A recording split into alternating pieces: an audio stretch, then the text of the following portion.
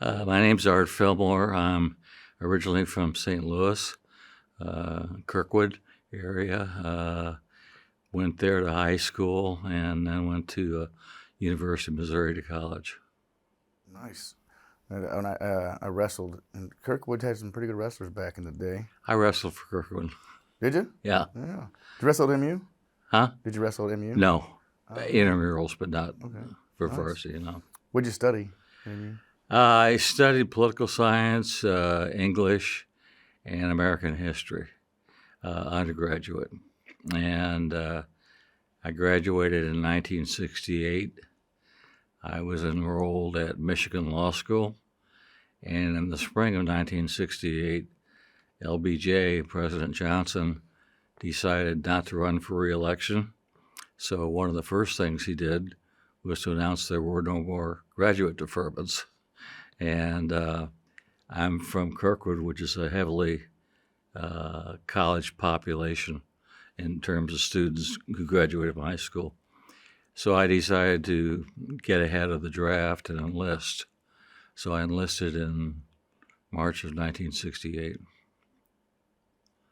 Explain a little bit about that college deferment. What did that mean exactly? At the time, if you went to graduate school, you couldn't be drafted. If you were either married or had a relative like a brother in Vietnam, you were not draftable. You could enlist, but you were not draftable. So I was ready to get my law degree at Michigan. I was engaged. I was getting married in September. And I had my whole life, I thought, planned out in terms of going to law school and practicing law someplace. And when LBJ made that announcement, it changed my life. And so I decided to enlist. And it was partly, I have a father who was a World War II bomber pilot. And we talked a lot about my going into the service. And to jump forward, I realize now he suffered from PTSD, which was not recognized until 1978. But his whole life was just the picture of what happens to somebody who suffers from PTSD. And my dad did all the bad things that happened and wound up committing suicide at 51. And but he felt very strongly that the way he put it was, there are two types of men in the world: those who have been shot at and those that haven't. And he said, I know nobody likes to get shot at, but I think that if you want to, you should take your shot at it, so to speak. And he also was, back in the 1950s, a member of the ACLU. And he said, if you use your deferment, there's some kid from the inner cities who's going to have to go in your place. And at that time, my dad was a political filmmaker. He made all of the campaign films for Bobby Kennedy. He made a film on John Kennedy. He made all of Hubert Humphrey's campaign films. I went with him down to the LBJ ranch where he shot down there, so he could have made one call. He and my mom were just getting divorced at the time. She said to him very firmly, make that call. I don't want my son to go to war. And he said, that's up to him, and I chose to go.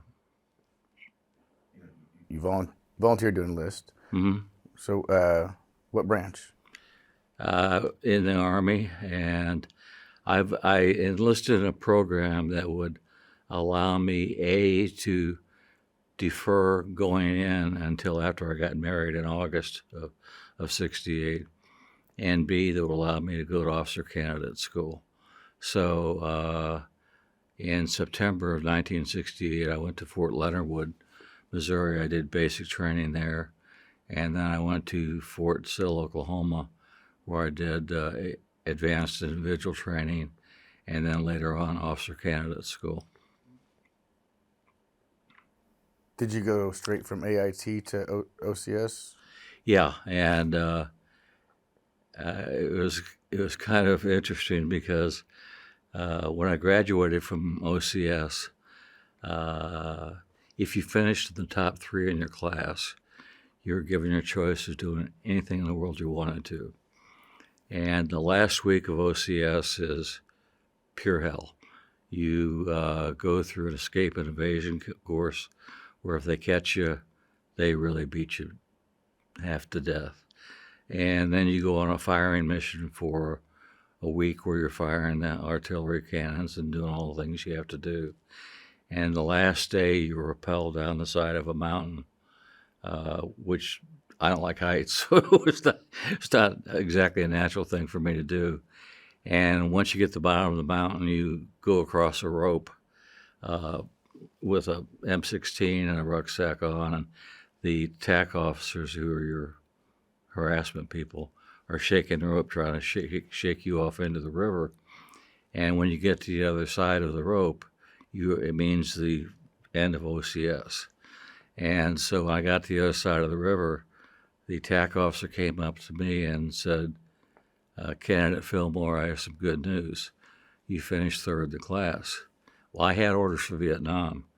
So I went home and I told my wife, I said, hey, I don't have to go to Vietnam. Where do you want to go? And she said, well, let's go to Europe. I said, okay. So we called her parents, called my parents, and said, hey, I'm going to Europe.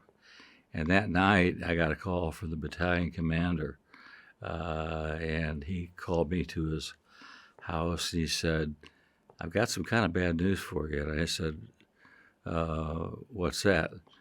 He said, well, during the last week of OCS, they awarded a leadership point to a guy who was filling sandbags hard. That flipped him from 4th to 3rd and me from 3rd to 4th by 1/1000th of a point. So his feelings, he had orders for Germany. So that's how I wound up going to Vietnam. And so the colonel said, I've got some good news for you. And I said, what's that? He said, if you will pick a school you want to go to before you go to Vietnam, I'll make sure that that's what you do in Vietnam. Because when you're a 2nd lieutenant artillery, you're going to be what's called a forward observer. And I'll talk about that later, but the basic job of a forward observer is to travel with the infantry and to call in artillery airstrikes and gunships during firefights. And the life expectancy was about 45 days. So I said, okay, well, I want to go to, it's a military intelligence school. So I went to Fort Hollywood, Maryland for 6 weeks and went through a MI course and thought, well, at least I'll be doing that over there. And so when I reported to Vietnam, I got to the captain's office. He said, okay, Fillmore, FO, 25th Division. I said, oh, no, sir. I'm not artillery anymore. He said, really? He said, those look like cross cannons on your lapel to me.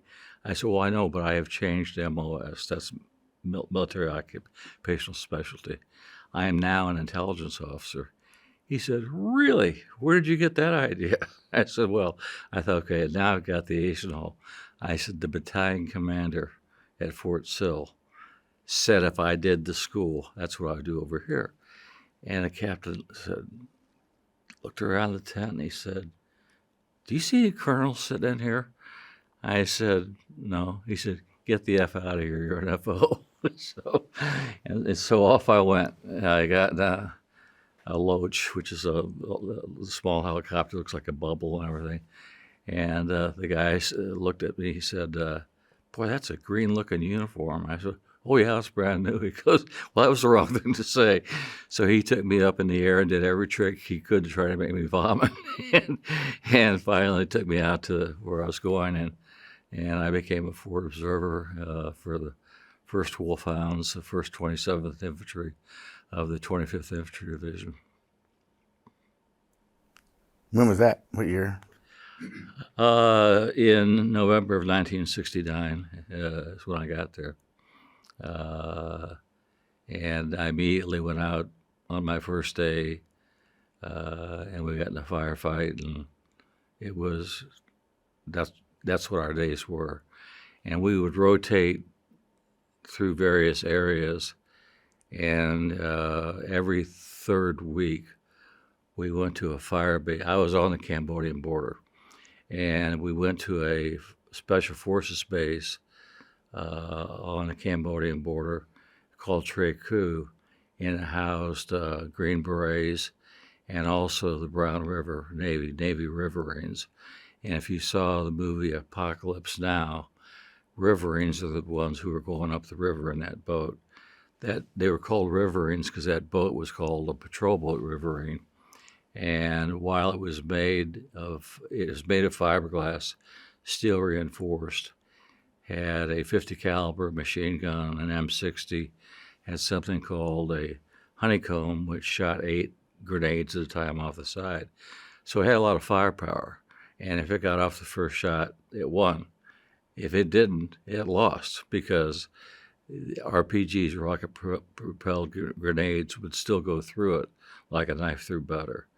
And so I would go out with them and call in fire too. And I called in fire for the Green Berets. So it was pretty interesting.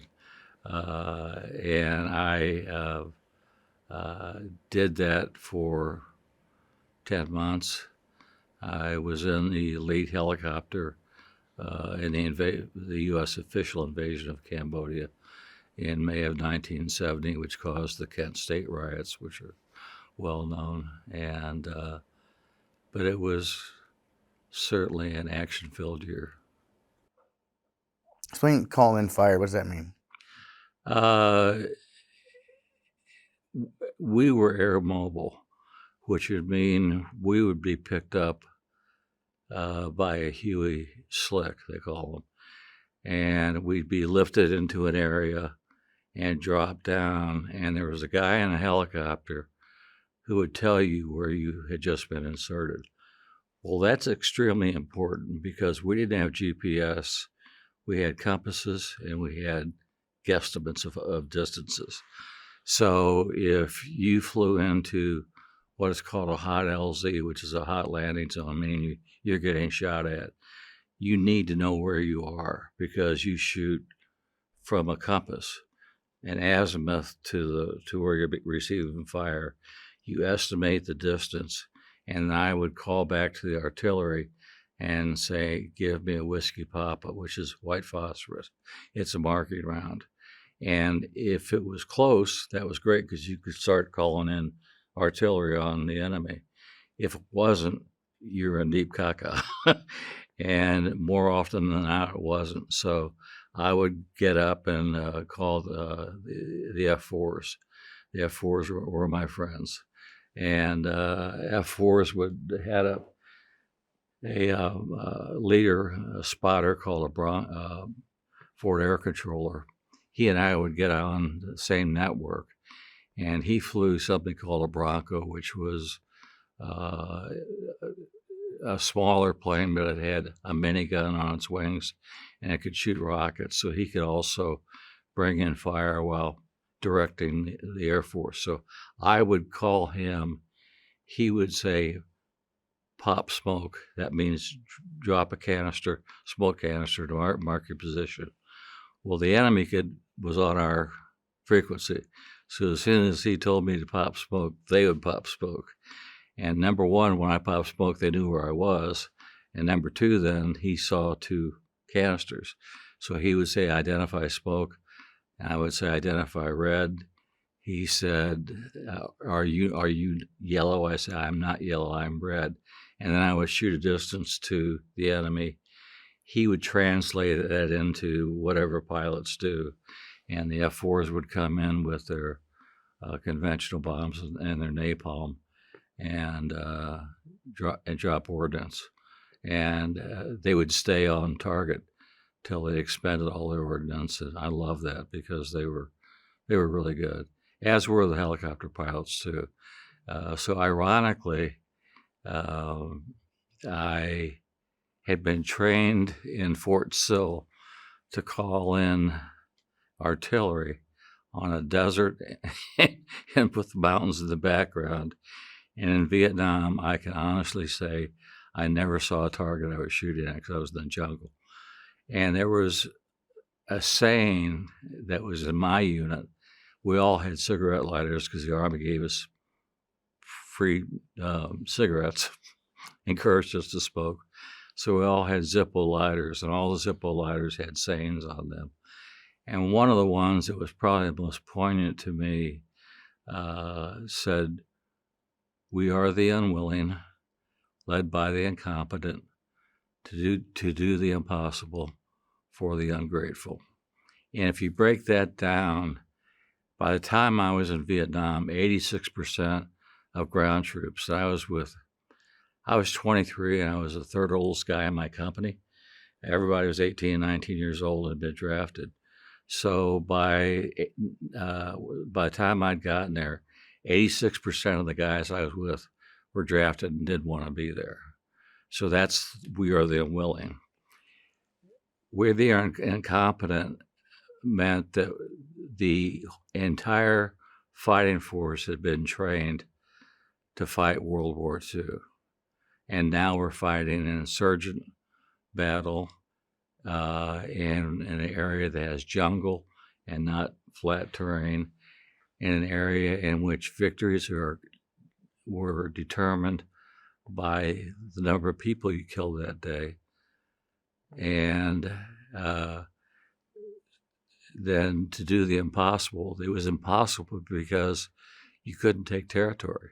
If you took a village one day in a firefight, the next day it was back in the hands of the Viet Cong again.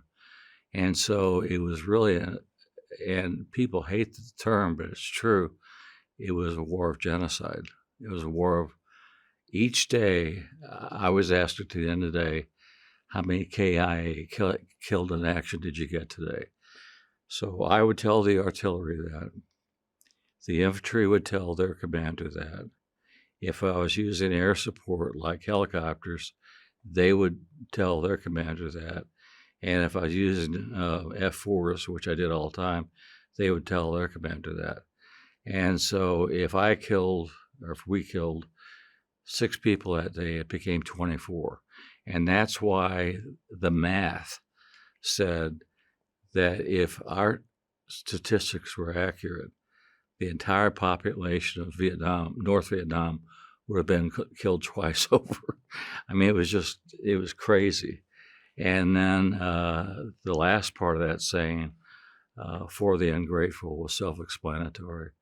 And I got the same reception of the Vietnam veterans got when I came home. You guys ever just think about using drones? Wouldn't it have been? We didn't have drones. I'm just kidding. No.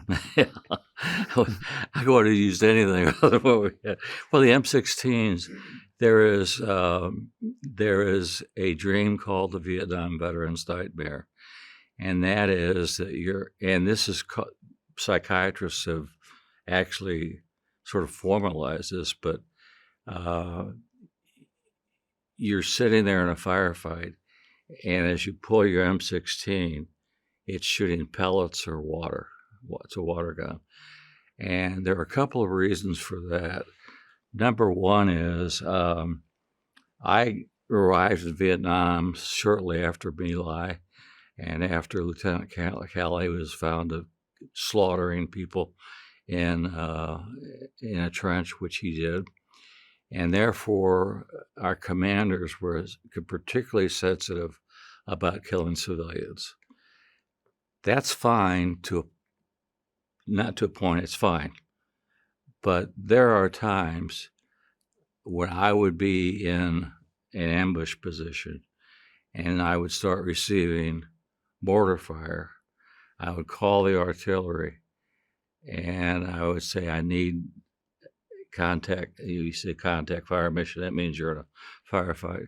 Contact fire mission. I'd give them the coordinates. They said, cannot do. That's friendlies. I said, would you tell the friendlies to stop shooting their mortars at me? And so the good thing about the Air Force is they didn't care. If you needed help, they just came in and took care of it. That's why I started using the Air Force. I mean, the same thing was true. I was always on the edge of the Cambodian border. And if I cross, I mean, there is not exactly a sign of highways to say, welcome to Cambodia. So we wandered into Cambodia all the time. And if I called for artillery in Cambodia, they'd say, cross the picket fence. And I'd say, Air Force, bring it on. And they didn't care how far I was into Cambodia. They'd come help out. And so the call for fire that would consist of mortars and airstrikes. The what now? So when you're calling in for call for fire, I'm calling in artillery, airstrikes, and gunships, Cobras and Huey gunships, helicopters, and usually a helicopter will accompany you when they're doing what are called eagle eyes, which is eagle eye. You get dropped down, you determine if it's a cold LZ or a hot LZ. If it's a cold LZ, you explore the area. You wait for them to come. They pick you up and they drop you off someplace else. And meantime, they're rotating through four different groups doing that. And so the most immediate help is if I landed and it was on a hot LZ, was that Cobra or that Huey gunship that was still around. And then I'd begin to call in fire around that. Because once you get the Air Force in, nobody else can shoot because they can get shot out of the air by doing that. But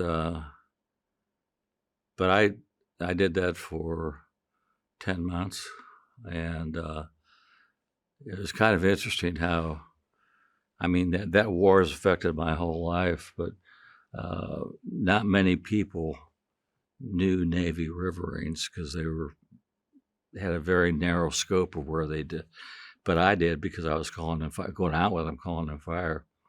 And in 1992, I got appointed by Bush 41, George H.W. Bush, to be on and then the chair of the VA Committee on the Readjustment of War Veterans. So we studied PTSD, post-traumatic stress disorder, which I suffered from for years after coming back from Vietnam. And so the first time I went to the committee meeting, I was in D.C. because we were a national committee. I was looking at the CVs of the other 15 people on the committee, and I saw this one guy was a riverine. I said, no, this can't be. I called him. I said, hey, you want to have a beer? He goes, yeah. So we met, and I said, so you were a riverine? He goes, yeah. I said, did you ever hear of a fire base called Tre Coup? He goes, that's where I was. I said, when were you there? He said, 69, 70. He said, you got to be kidding me. Well, it turned out he and I had been in firefights probably 10 times together. And I said, how'd you wind up on this committee? He said, well, after Vietnam, I had PTSD. I lost my family. I became a drunk. I became a drug addict. I was eating out of the trash cans in San Diego, and the Vietnam Veterans of San Diego picked me up, got me sober, got me back into society again.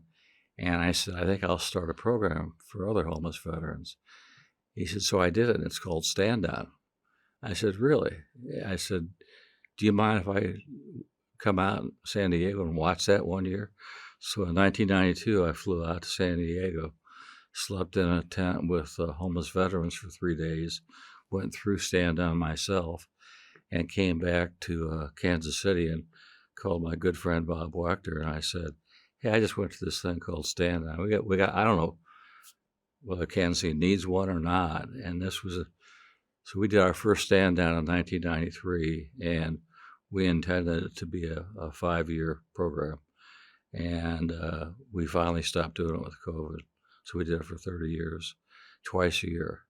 And at the maximum, we had 750 homeless veterans go through it for several days. It waned off near the end. Now between Stand Down, Veterans Community Project, which helps transition veterans, and St. Michael's Veterans Center, which houses homeless veterans permanently. They're no longer homeless. The homeless population of veterans in Kansas City now is virtually zero. So the stand down part of that no longer exists? We have ceased it because we finally worked our way out of a job. And so now we work a different sort of stand down with the Veterans Community Project, where we go out and to find the people instead of holding an encampment like we used to. And it was enormously, you had to have your victories one at a time. Because we brought people in, 750 vets, 750 volunteers, and we gave them hot meals, clothes, haircuts, showers, 60 counseling services, court, everything they needed to do one-stop shopping to get off the streets. And most of them aren't ready. And so if they came there for what we call 3 hots and a cot, that was fine. It was to be a respite from the war that they live in. And that's what stand down means in military terms, is to stand down from a combat area. And homeless veterans live in a combat area. And as an example, I think it's one of my favorite examples of stand down. We had a veteran, grizzled veteran. They all have street names. His street name was Pappy. And Pappy's defense in his area in the homeless land was he would never clean himself, whether he defecated, urinated, and those were his porcupine prickles, whatever. And so nobody go near him. I mean, he stunk that bad that they would leave his stuff alone. And so Pappy came to stand down every year. And one year he came down, I said, Pappy, I said, dude, you've done it yourself this time. I couldn't stand next to him. I said, if you're going to cooperate with me, and I always tell veterans who come to stand down, I have 5 rules: no drinking, no drugs, no stealing, no fighting, no exceptions. And if you do that, you will be treated like the hero that you are. You put yourself in harm's way, and America broke its contract with you because it said if you are damaged in any way by combat, we'll take care of you. And they're not taking care of you. I call them MIA, Missing in America. And so we treated them with dignity, and we said, this is a one strike and you're out deal. You will not be arrested for anything when you're here, and unless you do it while you're on campus. So Pappy came, and I said, there was a great big hose we had there. I said, I got to hose you down because I can't even stand next to you. I said, first of all, take the 2 flasks out of your pants and give them to me, and you're not touching any alcohol in the next 3 days. And it was like watching a baby crawl and then walk and then run. And by the 3rd day, I didn't recognize him. He had a new haircut, new clothes. He looked good. He had a jaunt in his walk. And he used to get down if you got near him like a crab. And if you got close to him, he would kick your knee and break your kneecap. He did that to several people. We had to kick him out because that was how, if you got past his stink, how he fought you. So about 4 months later, I was downtown in my office. And I was walking down Main Street. And I heard this car honk, or a truck honk. And I walked in. I heard somebody say, "Hey, Art." And I walked over there, and it was Pappy. And I said, "Pappy?" He said, "I'm not Pappy anymore. I'm Mike. I got my electrical contracting business back." And he performed all our electricity work for the next 3 years. Nice. So rewinding back, you spent 10 months in Vietnam? I spent a year. I spent a little over 10 months as a forward observer. I spent about a month back with an artillery battalion, and then, much to my chagrin, I got sent back out again, which was something I resent a lot. I was watching the only movie I'd seen. I was sent back to the rear to decompress, and the only movie I had seen was a movie called John and Mary by Dustin Hoffman and Mia Farrow. I was drinking the only Manhattan I've ever had in my life because my grandfather used to drink a Manhattan. And I thought, oh man, I'm going to drink a Manhattan and watch a movie. And a major came up to me and tapped me on the shoulder. He said, Lieutenant Fillmore. I said, yes, sir. He said, I need to talk to you. I said, well, do you mind if I wait to see the rest of this movie? He said, I need to talk to you now. I said, honestly, this is the only movie I've ever watched, the only officers club I've ever been in. He said, I need to talk to you now. Do you understand that? So I went back to his living quarters, and he said, we have a unit out there that's getting the crap kicked out of it every day and losing huge numbers of people. They're demoralized, and you've got more experience as a forward observer than anybody in country. We need to send you out there to get them out of that. I said, Major, I said, I have been injured. I've run my luck. I'm not going back with a bunch of people I have no loyalty to. I don't know. If a cat has 9 lives, I've had 12 over here. And no, I'm not going to do that. He said, yeah, you're going to do that, or we're going to court-martial you. I said, are you serious? I said, after what I've done over here, you would court-martial me? He said, there's somebody that needs you. And I said, you have people in motor pools here who've never seen a day of combat, and you can't send one of them. He said, that's the point. You've got the most experience in country. So they sent me out again, and it was horrendous, absolutely horrendous. And kind of a funny anecdote to that, years later, I was elected to the United States Army Artillery Hall of Fame, and they had an induction ceremony. And so I went back, and they have a building with the Hall of Fame, and they put your picture up and everything.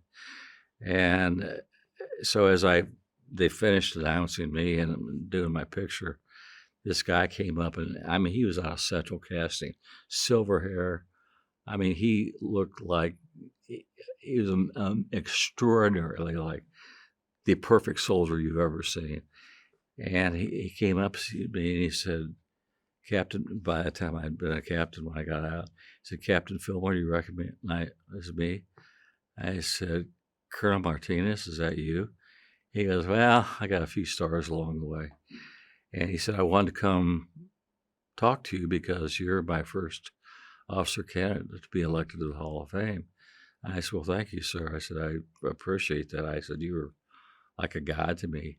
And he said, don't think I don't forget that night I had my talk with me. I said, seriously, you really remember that? And he said, yeah. I said, I called you and had to tell you had gone from 3rd to 4th, and we're going to Vietnam, but I sent you that school. So how was MI? I said, I wouldn't know. I said, I didn't spend a day of it there.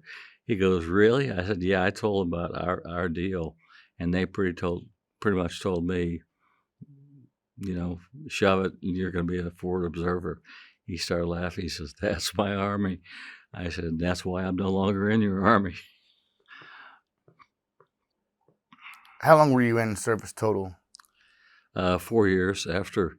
It was really interesting. When I was in military intelligence school at Fort Hollyburg in Maryland, my wife and I went down to the place where all officer orders were issued in D.C.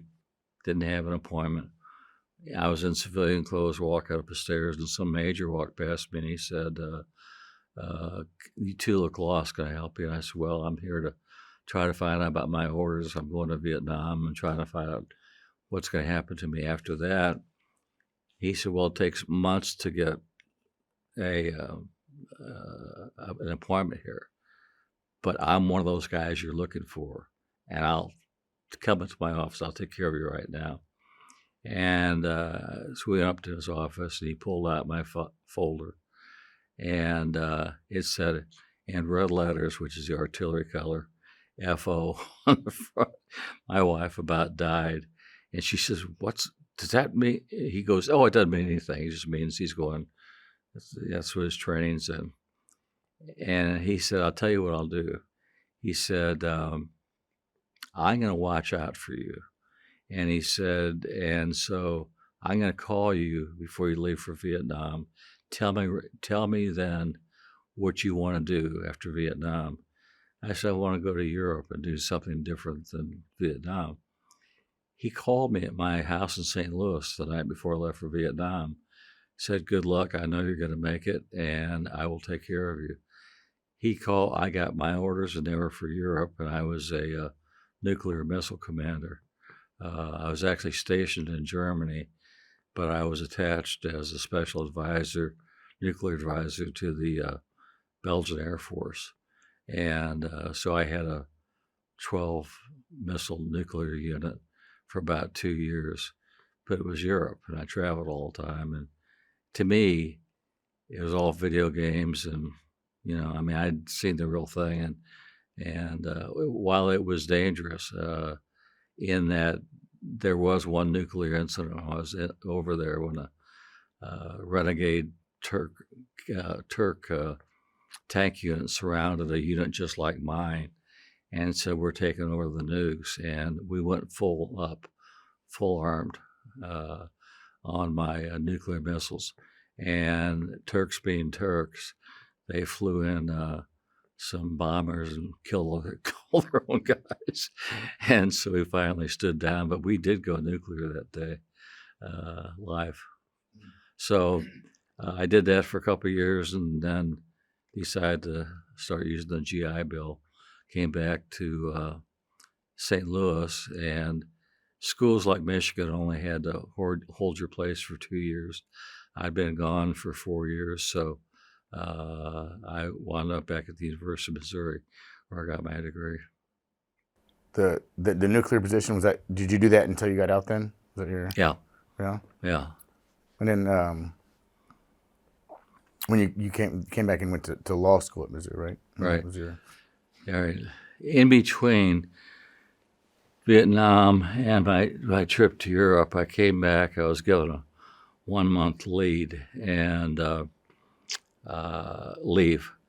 And so, because of what I told you about getting sent back out again, when they brought me back in from that horrendous time I'd spent with that unit that was so demoralized and losing so many people every day, they said, this one's getting on the first airplane out of here. So they told me to take a shower, get on a plane, and get out of the country.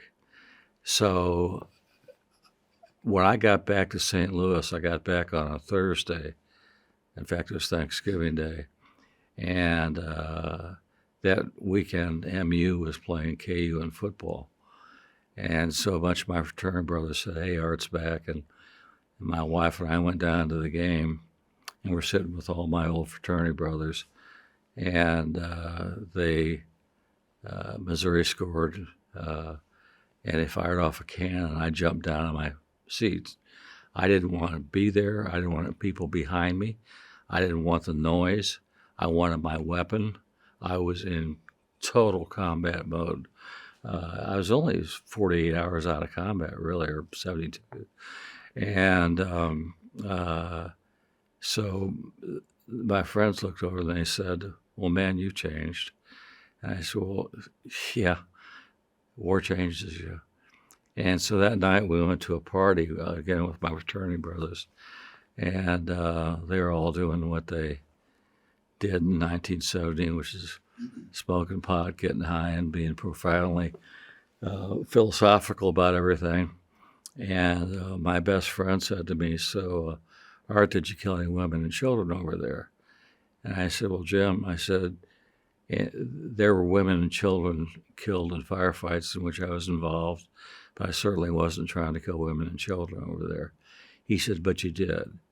I said, yeah, I did. I said, when somebody shoots at you, you either take them out or you go home in a body bag. And there's a lot of collateral damage in a firefight. He said, I totally disrespect you for doing that. I wouldn't have done that. I said, you had no idea what you would have done when somebody's trying to kill you. And he goes, well, I know I would have rather been killed than kill a woman or children. He said, I think you're a piece of crap. So I decked him. I knocked him out cold, left the party, and thought, I'll never talk about Vietnam again. And so for 15 years, I didn't. And that's why I had PTSD, because PTSD comes from repressing, sharing your experiences that are not normal to the human existence. Yeah. The boxing it up, closing it off. The boxing it up and closing it off. Yep. And when it pops open bad. That is a pretty fast turnaround to go all the way from there to get here for a football game. Yeah. That's quick. That doesn't happen anymore. No. It wasn't supposed to happen back then either. You know, the process you're supposed to go through. And they didn't have it then. I landed in San Francisco, and literally the first thing I did was, when I came down off the ramp, was kneel down and kiss the ground. And some sergeant was yelling, "Get a move on it. We're trying to get people out of here." And it was, the times were so bad. My mother was a grade school teacher, and, I can't say enough about what a role model she was for me. But she was teaching grade school, and she said, "Honey, would you come and wear your uniform of my class?" She was teaching second grade. And just wear all your medals and everything, and let them ask questions, and just do it for 15 minutes. I said, that's fine. I was so embarrassed of wearing my uniform that I wore civilian clothes to her school. I went in the restroom, I put on my uniform, went and talked to her class, went back afterwards and changed into my civilian clothes because I didn't want to be caught outside in a uniform. That's how bad it was. And, people talk about being spit on and everything. I never was that, but it was enough. Yeah, I remember when I got off the plane in Kansas City, I had some family waiting for me with welcome home signs, and I was so mad for so long. Yeah. The show, So you got your law degree, and then what happened after that? Well, I got my law degree and went to practice for a large firm in Kansas City, and was trying to maintain a normal life, having kids, but having terrible nightmares every night and sweats. And I didn't really know what to do about it. I didn't know who to talk to. And in 1985, a friend of mine said, "Hey, let's build a Vietnam memorial." And so we put together a committee, and we got an architect. And on Easter Day of 1985, we had a contest at an art gallery in Westport for anybody who had a design idea for a Vietnam Veterans Memorial. And it was everything from the back of a napkin to elaborate architectural drawings. And there was a veteran by the name of Dave Baker, who was an architect and drew this beautiful city park. And so we talked to the city of Kansas City, Missouri, and said, we want to build a memorial, and can you give us some land? So they showed us they said you can put a memorial on that road that's the entrance and exit to KCI. We thought, we don't want people speeding past this. We want people to sit there and be able to see something. And we already incorporated into it a wall with the names of the 385 people from the seven county population that had been killed or were missing in Vietnam. We incorporated some water features. We needed land. And so the second piece they offered us was at the World War II Museum. And I think most people don't know it, but in that U circle, that U-shaped drive that goes up to the museum itself, that's actually a monument to World War II. Those trees are. And they said, you can build one someplace there. And we said, well, we really don't want to be part of we want this to be for Vietnam veterans. And so I was the chair of the committee. And halfway through, it ran out of money, and it was defaced by a guy. This was in March 31st of 1986. He was in Westport. He was a skinhead with some other people, and the cops ran him off. So they started walking down Broadway. And as they got to the memorial, 43rd Broadway, they looked over and they thought, oh, let's go mess that thing up. So they drew, they had grease pens. They drew swastikas. They drew "Get Out of Central America." They drew "Death to the Baby Killers" on the Purple Heart that was in the wall. I mean, it was disgraceful. And the next day was April 1st, and I was at Coach's watching a basketball game. KU. I'm an MU fan, but and my kids called me because they knew where I was going, and he said, "Hey, Dad, the Kansas City Star wants to talk to you about the memorial getting defaced." I said, "The what?" And it was April 1st. I said, "Guys, that's not funny." And they said, "Dad, here's the guy's name and here's the number. He wants to talk to you." So I called him from the payphone. He said, "You need to get down here and see what happened." I was just devastated because we hadn't built the rest of the area yet, and so a vigil began down there of veterans who are going to protect the wall, and we thought, okay, well, we'll blast it with water. And what had happened was April 1st happened to be a sunny day, and they had defaced the wall with grease markers. And so they baked into the granite that the wall was made out of. And we had a national search on how to clean this wall. And in fact, that weekend, USA Today did a special edition on the vandalism. And we got a call from a group that said, "We think we have a solution." And they came with a compound like you put on your face or whatever that draws things out. And so they covered it with this type of mud or whatever, and it drew the grease out. So we finally got it cleaned. While we were doing that, a guy drove up in a Rolls Royce and said, "Who's in charge of this thing?" And whoever he asked, because we were literally collecting money in hats on a street trying to finish the memorial. And they gave him my name, and I got a call from a guy named Del Dunmeyer.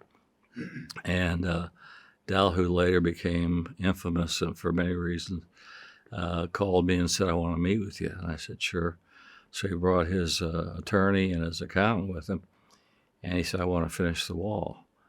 And I said, "Well, I appreciate that, but Vince Dasta of Dasta Construction has been very loyal to us when we had no money.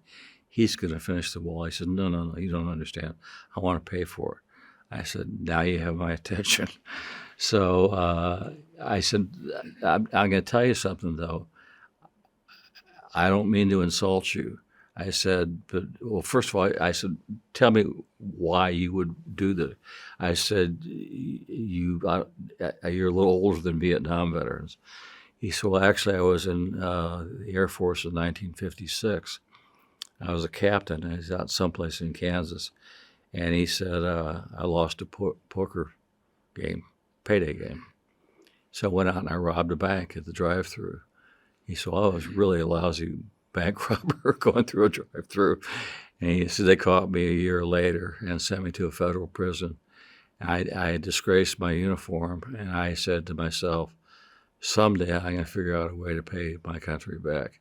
He said, you're the way I'm going to pay my country back. I said, well, that's a great story, but I need to check because I have to stop fundraising if I announce that you've done it. So he wrote the check for $250,000. He later on endowed it, and he gave it to me at he was getting married. He had a wedding at the what is now the Marriott downtown, and he spent $2.1 million on it. And he had entertainers. He had Evel Knievel. He had Fabian, Frankie Avalon, and then you would go from Hawaii, where he'd be roasting a pig, to Alaska, where they had crab. I mean, it was the most amazing thing you've ever seen. And Dell and I became friends. But it brought me together with Vietnam veterans who understood, and all of a sudden I could talk to people. And what was really interesting, Gary Lewis and the Playboys came down one night. One night, Country Joe and the Fish was in town. He came down one night and played for us. And this is all during the vigil. And so it was interesting because I was talking to Vietnam vets who got it. I mean, they understood. They'd been through what I'd been through. They had the feelings I had. They had nightmares. And that's what really began to open the door for me to overcome PTSD. And it was very gratifying. It was interesting because there were a large number of guys who were Vietnam wannabes, and so they went down, were just hanging out, and they would listen and hear other people's stories. And so I was down there one night, and a guy was telling a story. I said, that's my story. You can't take my story. And I said, you weren't in the service, were you? He says, well, no. And it was, but the whole thing in general, people finally learned from that experience that monument is to the warrior, not to the war. And that even if you disrespect the war, you must respect the warrior. And I can't tell you, people, your generation, the whole, starting with Desert Storm and going through Iran and Iraq, how many of the service people then have said thank you for breaking the ice, and you guys didn't get treated. You guys got treated like dirt. We get to get up the best seats in the plane. We get this applause. We get this thank you, and that's all I can ever ask for. Yeah, I remember explicitly when it changed around 9/11 that, because even when I went in the 90s, it was still kind of had that, like, didn't want to tell people you were in the service, and it changed, and it was almost overnight. The difference that when Yeah. Well, yeah. And there are some Vietnam vets that resent it. And I said, how can you resent it? I mean, what happened to us happened to us. It's past. I want to make sure that the people who put themselves in harm's way get recognized for it and thanked for it. And even today, if I'm wearing like this Vietnam Combat Service pin, people who know will look at me and say, thank you for your service. A lot of the later veterans get tired of that because they think it's trite and it's not actually meant. But at my point, it's nice to hear it because we didn't hear it. Mm-hmm.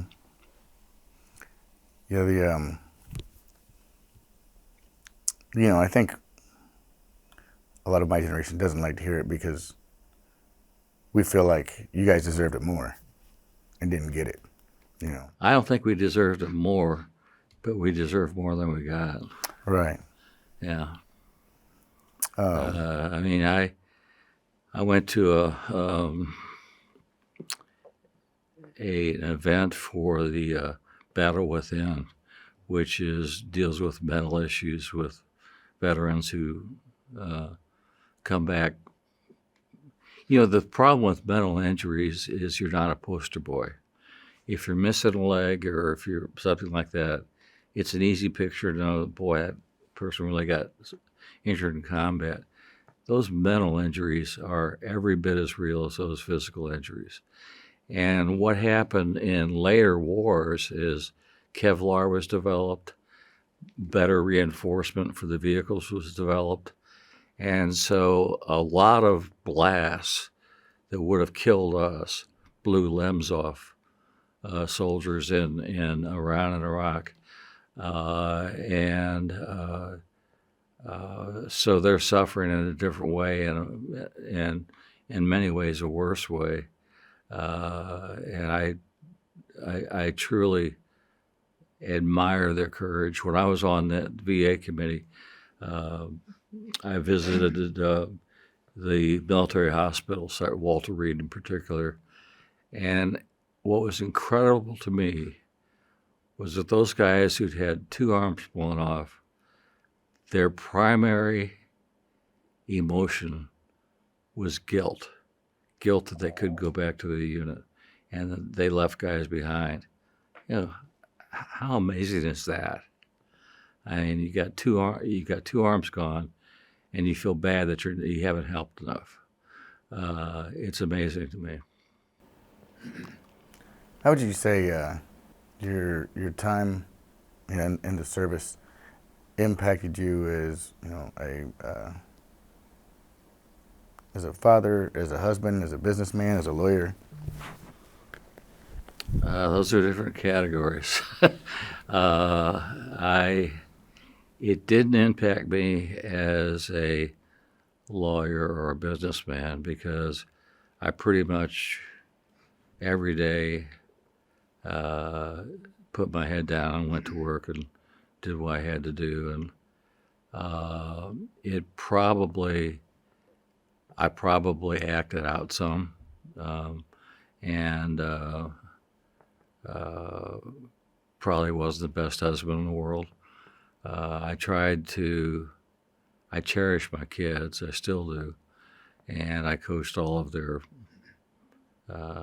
basketball and soccer and baseball, anything I could to spend time with them, because I remember my wife was still in college when we got married, and so she was going to college when I went to Vietnam.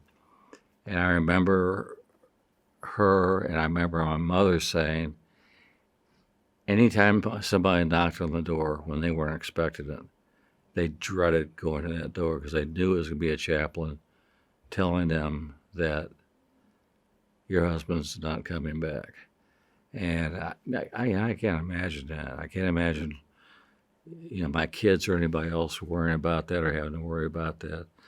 And I will say, one of the things that happened to me in Vietnam that impacted me negatively was I lost my faith in everything. I lost my faith in God. I lost my faith in everything. I couldn't figure out why a just God would do that to people and create situations like that. And I was calling it napalm. That's bad stuff. I mean, that's really, that leaves behind really horrible images. And napalm doesn't care how old you are. It takes you away. And but I couldn't figure out. In one instance, a guy probably 15 meters in front of me stepped on an anti-tank percussion mine. And that means that it creates so much percussion that will blow through the bottom of a tank. Well, it creates that percussion going outward too. And so it blew him to pieces. And I was behind him. It blew me back in the air. And I remember looking down as I was in the air and seeing the only thing that remained was his head, because he had a helmet on, thinking that was my head, and I thought I was gone. And I wound up injuring my shoulder and back, and I've had surgeries for them today, or since then. But I just lost faith. And in 1994 and 1995, there was a friend of mine named Howie Fleischer, and Howie was saying, Art, you got to meet this guy named Dr. Gary Morse with Heart to Heart International. You got to meet him. I said, why would I want to meet him? I don't care, but why would I want to meet him? Well, he wants to take a medical mission back to Vietnam.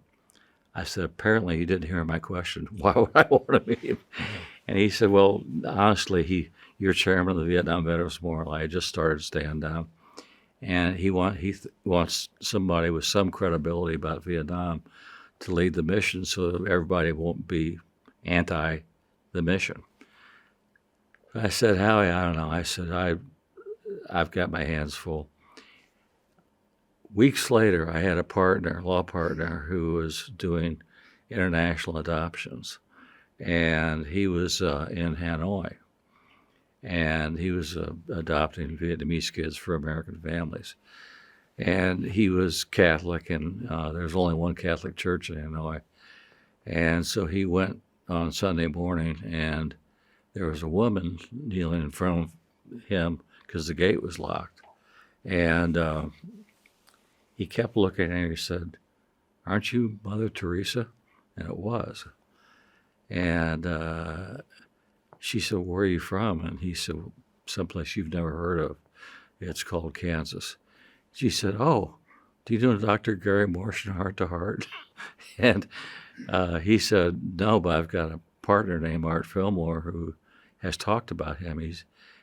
Because Dr. Morse wanted to meet with him. And Mother Teresa said, you tell Mr. Fillmore he should meet with Gary Morse. Well, I thought of how he told me. Yeah, Mother Teresa tells me. 2 days later, I had breakfast with Gary.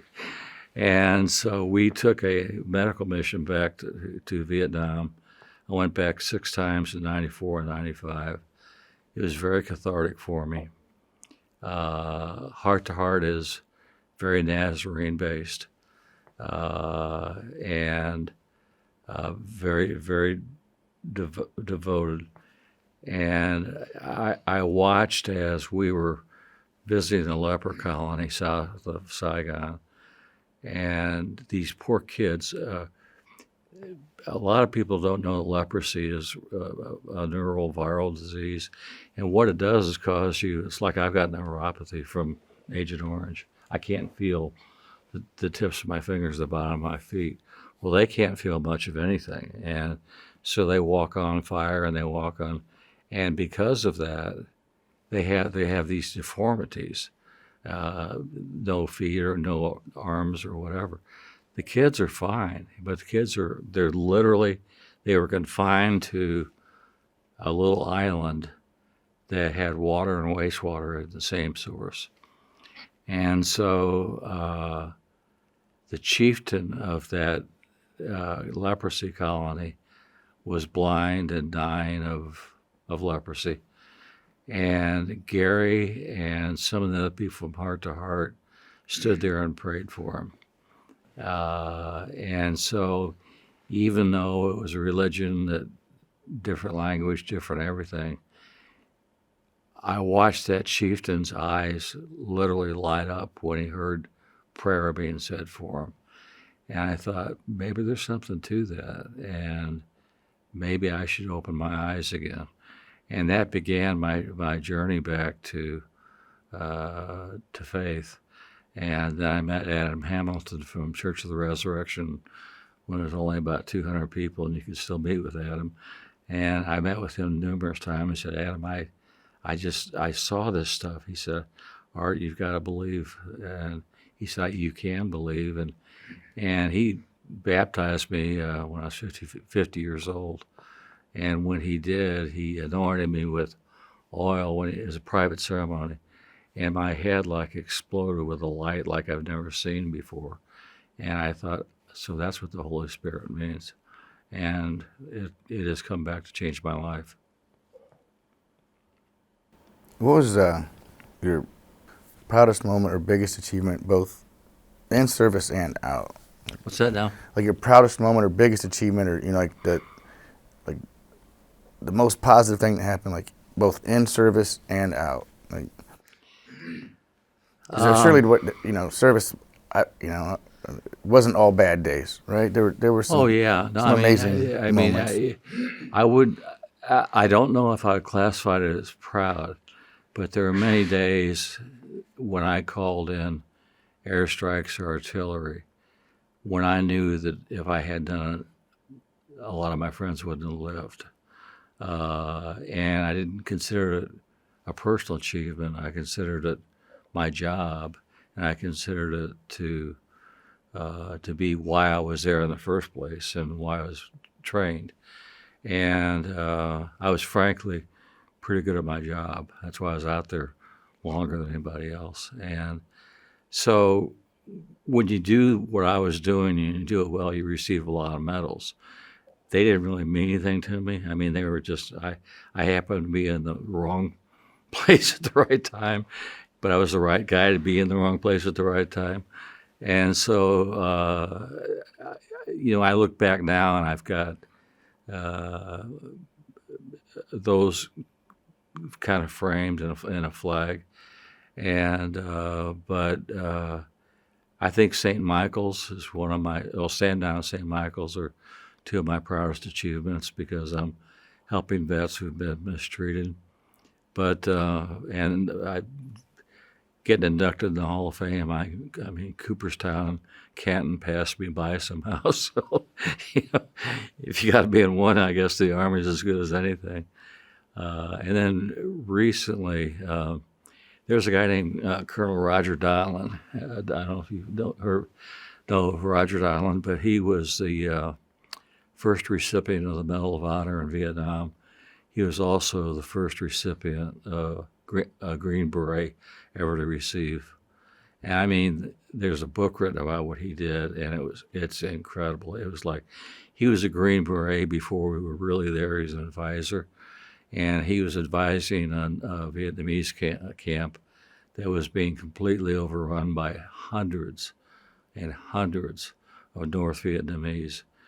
And Roger 6 times ran out into the fire to pick up a wounded soldier, carry him back. He was 6'4", big target. Take him back to safety. He got shot every time he did it. And Roger is probably the most respected and honored Medal of Honor recipient ever. They named the Special Operations Command at Fort McNill, Florida, 2 years ago, the Roger S. Donlin, Colonel Roger S. Donlin Center. And then the Association of the United States Army, which is the Army Alumni Association, created four or 5 years ago the Roger Donlin Humanitarian Award. And they gave it the first year to Gary Sinise, and they gave it the second year to Bob Dole, and they gave it the third year to me. I mean, Roger and I are good friends, by the way, but just to have my name on the Roger Donlin Award, takes up a big place of my office. I look at it all the time, and I think, I'm just blessed and honored to be associated with this man. Yeah, that's a huge honor. Congratulations. That's a huge honor. Congratulations. Yeah, thank you. I was there the day Gary got it. Oh, I was too at that downtown Marriott. Mm-hmm. That was the first one. They flew Gary in from L.A. that day for lunch, and then flew him back to L.A. But he and Roger are good friends. And Gary Sinise is a great friend of veterans. He does a lot of things for veterans. There were a lot of operators in the room that day. Mm-hmm. A lot of green jackets and green berets. Yes, there were. It was a pretty neat day. And he is still a large man. Yes, he is a he's had Parkinson's.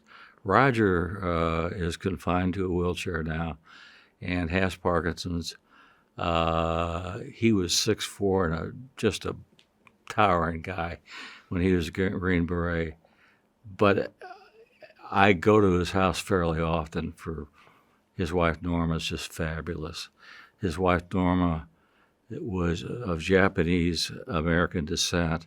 She married an American who went over to Vietnam and got killed, which made her a Gold Star wife.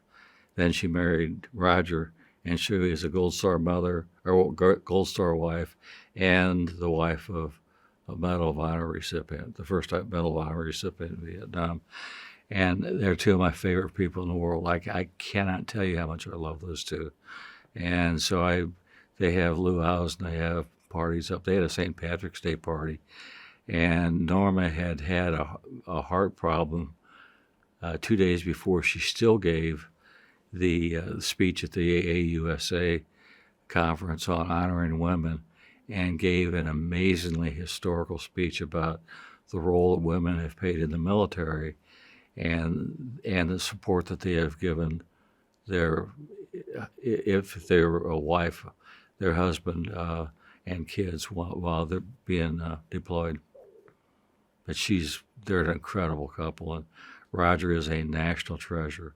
He is back day before yesterday.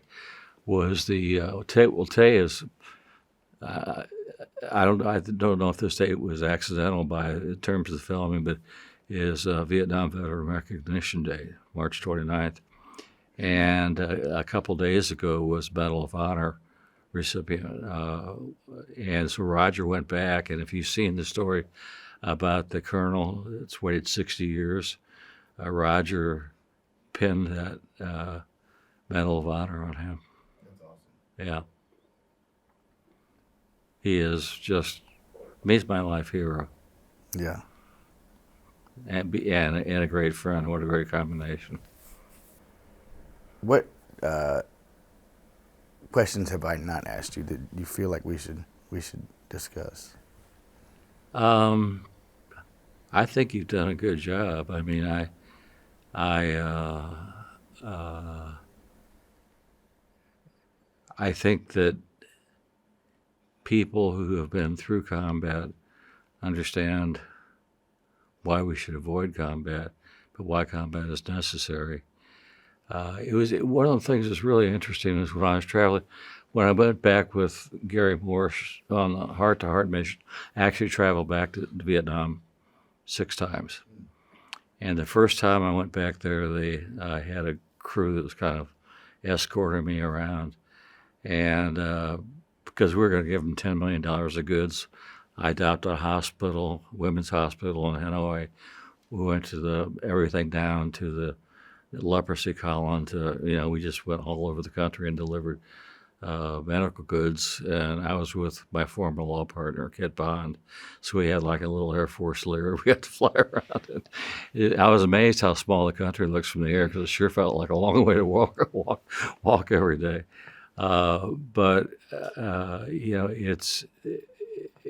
It is necessary.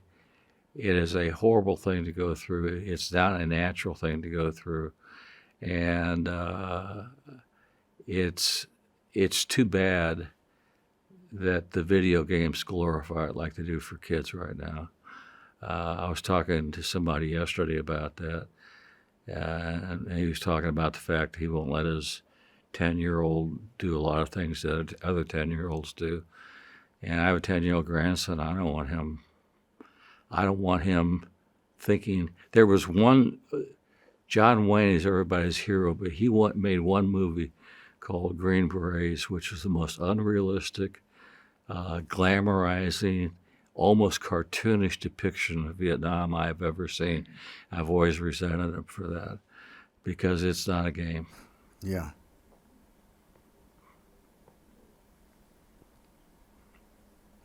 Yeah, I agree. was the genesis of that? It was the Riverine that I met in Vietnam, who I had been in combat with, and he had actually started the concept of San Diego in 1988 because he was homeless, and he invited me out to see what he was. I actually asked to go out to see what he was doing, so I flew out there and spent 4 days in tents with homeless veterans and went through to see what they got, how they got it, how they reacted to it, and how they reacted to. Well, it's like I was in a tent with all these homeless veterans, and so they have this clothing open to them. And this one guy comes back with a tuxedo. I got to be friends with all of them. I said, seriously? I mean, we give a Fred a stare from where you are. What? He goes, no, you don't understand. I can be a waiter again. I can be a waiter again. I said, well, good for you. I mean, it was just listening to them and listening to their stories and how they got. It's a lot easier to fall down than it is to get up. And once you start slip sliding down that slope, it's even slippier coming back up again. And I felt that if we at least gave them, we call it a hand up, not a hand out, and we mean that. We want to help you. We will just feed you and give you clothes if that's all you want. But if you want to get into mainstream life again, we'll give you the tools to do that. And we've had a lot of success stories, especially with. So, well, one year I was down there, and a guy came up, and he was in a suit. And we have a lot of reporters because we have tents, we have Army trailers, and we have all kinds of things that looks like a military encampment. And one of the reasons that the veterans are comfortable with that is that the last time they were successful was when they were in the service. And so a guy came up in a suit, and there are a lot of reporters down there. He says, Art, do you remember me? And I said, yeah, you kind of look familiar, but I can't remember what station you're with. And he said, no, I'm not with the station. He said, 3 years ago, I was down here. I was homeless. I was drunk. I had a beard, and I was clearly drunk. And he said, and you and I talked for a while. And I said, all I can tell you is there is a way out, and it's not easy, and it won't be easy. But you have to, A, want to get out, and B, have the will to do so. And I said, so what are you doing now? You look like a businessman. And it was Shane Worley. He tells the story himself, who was the assistant at that time to Dennis Moore, the military assistant, and became the assistant to Kevin Yoder. And it was stories like that bring you back every year. Because it's a lot of work. I mean, it's 700 volunteers spending thousands and thousands of hours. But to me, every success story made the next year worth doing. How long has it been in operation in Kansas City? Since 1993. And we finally stopped at, we had to stop it at COVID. And now we're doing a different form of it with the Veterans Community Project.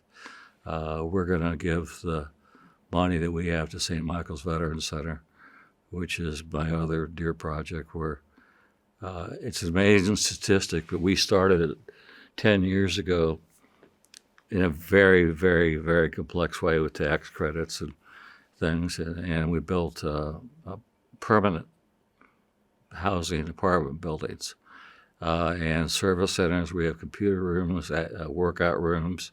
We have a movie theater. We're getting ready to build. We've built roughly 70 apartments in each of the first 2 phases, and we're starting the 3rd phase right now. And we're also going to build what's called a Patriot Park to honor the 5 services. It'll have flags and the emblems and places for people to sit and reflect upon the services. And so St. Michael's has, since it opened, of the people who moved into St. Michael's. And this was a population that they were either sleeping in their cars, they were sleeping on the streets, they were couch surfing from place to place and people to people. And of the people that have moved into St. Michael's, 97% are still permanently housed. I mean, the national average is 67%. It's incredible, and it's worked. And it is the solution to homelessness. VCP, the Veterans Community Project, all they want to do is take people for 6 months and get them ready to go into a place like St. Michael's. And so they've got a home. I mean, if you have the same roof over your head and sleep in the same bed every night, it's a degree of safety and comfort which they haven't enjoyed in, maybe 30 or 40 years. How many people do you think have gone through either both the project over the years? Stand down, probably over 10,000. When we first started it, there were, according to the VA, on any given night in Kansas City, 1,700 homeless veterans on the streets. I mean, that's shameful. And now the relative population is 0. So we did what we wanted to do. We still have at St. Michael's a waiting list of 90 people at virtually all times. People are ready to go home. I don't know if it would be part of your task, but did you ever call in an Arcalite, the area where B-52 bomb is? Oh, yeah. One time, Arclights were, they weren't exactly close force. They were B-52s, and those were the craters I was walking through. But yeah, I used one time when we had been ambushed, and there were 16 of us who went into it and 2 of us who walked out. And it was, we'd been dropped down into a Vietnamese base that was so large it had a hospital, and there were 16 of us, so it wasn't exactly a fair fight. And they kept on bringing reinforcements, so I finally called it an Arcalite to prevent the enemy from escaping back in that area. The problem is I was in the area of Cu Chi. There were 246 kilometers of tunnels. And I went back and visited those tunnels when I went back to Vietnam for Heart to Heart. And so I couldn't figure out, because to be blunt, I'd see a guy I'd shoot, and all of a sudden, he's no longer there. Or I'd see somebody pop up out of the ground. I thought, where the heck did they come from? And those tunnels were amazing. And I got to tell you, I don't have the makeup to be a tunnel rat and to go down there. We used to find our entry sometimes, and we had little guys we called tunnel rats. They would go down there and put in percussion grenades and grenades and fire. But boy, 246 kilometers is a lot, and it is a great hiding space because they will withstand most bombing attacks. The thing that they have a hard time with is napalm, because it sucks the air out of the tunnel and it will suffocate them. Did you ever have a danger close call? A what? A danger close call? Oh, yeah. In terms of artillery? Yeah. Yeah. One time, artillery, the more you fire, the hotter the barrel gets. And that changes the distance and trajectory of the rounds. And so one time I had a cannon, I had called cease fire, which means stop right now. And he shot one more, and it landed well, right in the middle of us. We were fortunate because we had gone into a spread out formation, but it came, I mean, if we had been closer to kill all of us. And that's why you got to be very, very, very careful with what I was doing. And you didn't have GPS. I mean, you were really taking a wild guess as to where you are. I mean, it didn't exactly show the map of Boston or New York. It was old maps from 1954, and the French were there. And there were no landmarks. I mean, they all looked the same. You'd see occasionally a stream, and you try to figure out the stream on the map, but that was it. I was lucky because my first company commander, when I was over there, was named Lloyd Yoshima, and he was a captain. He was from Hawaii. He was on his 6th straight tour over there, and every R&R rest and recreation, he'd go to Thailand and marry another woman. And he knew we all carried sea rations, which are in cans, and I mean they're Alpo tastes better than that. And but he didn't carry any because he ate off the ground. He lived off the land, and he had instincts that were unbelievable. And he would say, my nickname over there, not because of my personality, because my job was Killer. He goes, "Hey, Killer, give me a marking round." And so I give him white phosphorus round. And if I wasn't right, he would tell me exactly what he saw in the terrain and in the wind and everything else that made my calculation wrong. He was a saint to me. They finally told him he's going to have to be promoted to major because he'd been there for too long, and he had to get promoted. So he says, "Then I'm leaving." And so he took me down one night to a bar, the only time I was ever in Saigon, and I could tell it didn't feel like it was an accidental trip. And as soon as we got there, 2 CIA agents came, sat down next to us, and basically recruited him to go into the CIA. And so when he got out, he went into Laos and was bringing out prisoners. And he tried 1 month to go to college back at the University of Hawaii, and they had a war protest, and he went and took out about half the crowd. And they said, "You really shouldn't be in school." So he decided to go back to Laos and do what he wanted to do.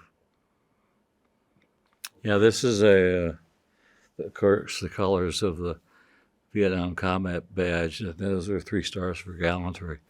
So I wear that on Veterans Day and special days like today.